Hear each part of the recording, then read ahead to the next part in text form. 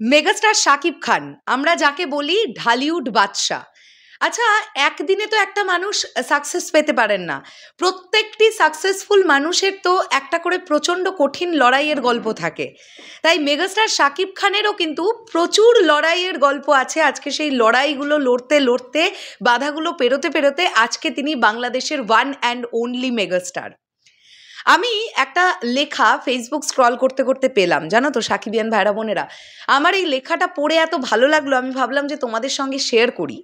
যে পোস্টটি করেছে সেই পেজটির নাম হচ্ছে এসকে সিনেমাস বিডি, মানে এসকে সিনেমাস বাংলাদেশ। তো তারা খুব সুন্দর একটা লেখা লিখেছে, চলো আমরা একটুখানি শেয়ার করি তোমাদের সঙ্গে। এবং এখান থেকে আমরা আবারও একবার এটা বুঝতে পারবো যে স্ট্রাগল ছাড়া কোনো মানুষ যেমন সাকসেসফুল হন না, ঠিক তেমনই কোনো মানুষ কোনো স্ট্রাগল না করে সাকসেসফুল হয়ে গেলে সেই সাকসেসটার কোনো মানে হয় না, এটাও ঠিক।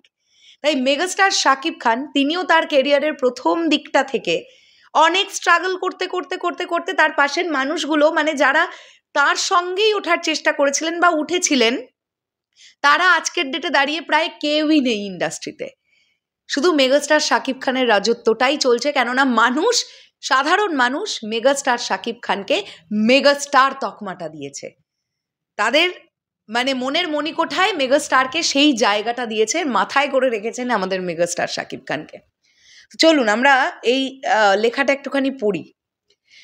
প্রথম ছবিটা শাকিব খানের প্রথম দিককার মুভি বা প্রথম মুভি অনন্ত ভালোবাসা, যেখানে একটা গানে তাকে এভাবে মেয়ে সেজে নাচতে দেখতে, মানে নাচতে হয়েছিল। তিনি নেচেও ছিলেন, গানটা গেয়েছিলেন রুনা লায়লা। সেই শাকিব খান আজকে বাংলাদেশের একমাত্র সফল নায়ক, যেখানে কোনো সেকেন্ড ম্যান থার্ড ম্যান নেই। এখন শাকিব খানের কোনো মুভির শুটিং বাংলাদেশেই হয় না। এই লোকটা সাপের ছবিও করতো একসময়, 3 জন নায়কের মাঝে 3 নম্বর নায়ক হয়েছে। কি করেনি সে, সব কিছু করেছে সেরা অবস্থানে আসতে।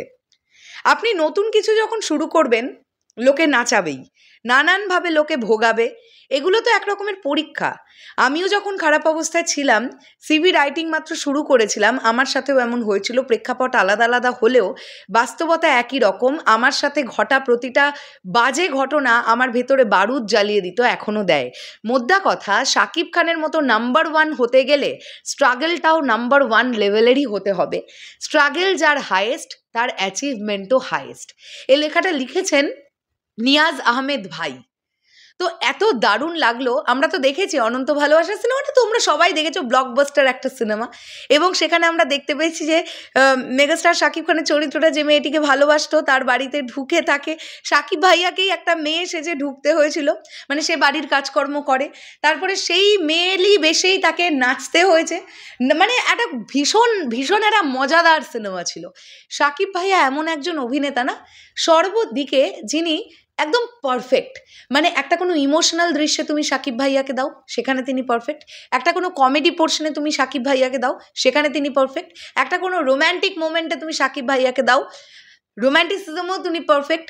মানে সব জায়গাতে, সব প্রত্যেকটা দিকে, প্রত্যেকটা রকমের চরিত্রে তিনি পারফেক্ট। আর রিসেন্টলি তিনি দরদে এই চরিত্রটা, মানে দুলুমিয়া চরিত্রটা প্লে করে তিনি বুঝিয়ে দিয়েছেন যে তিনি সাইকো ক্যারেক্টারও কত ভালো করতে পারেন। এর আগেও এরকম জলজান্ত উদাহরণ আছে। সো শাকিব ভাইয়া একজন দুর্দান্ত অভিনেতা, এটা নিয়ে তো কোনো সন্দেহ নেই। শুধুমাত্র একটা মানুষকে দেখতে ভালো, তার সুঠাম চেহারা দিয়েই তো একজন মেগাস্টার হয়ে যেতে পারে না। এই সব কিছুর মধ্যে সর্বোপরি তিনি একজন দুরন্ত অভিনেতা। আজকে তার অভিনয় আজকে এই মানুষগুলোর চোখে এই মানুষটিকে, মেগাস্টার শাকিব খানকে আজকে মেগাস্টার করে তুলেছে, তাই না?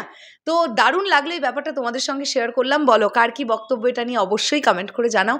আচ্ছা, মেগাস্টার শাকিব খান অভিনীত এখনো যতগুলো সিনেমায় তিনি অভিনয় করেছেন, তোমাদের চোখে সেরা 5টা সিনেমা কি কি একটু কমেন্ট করে লিখবে।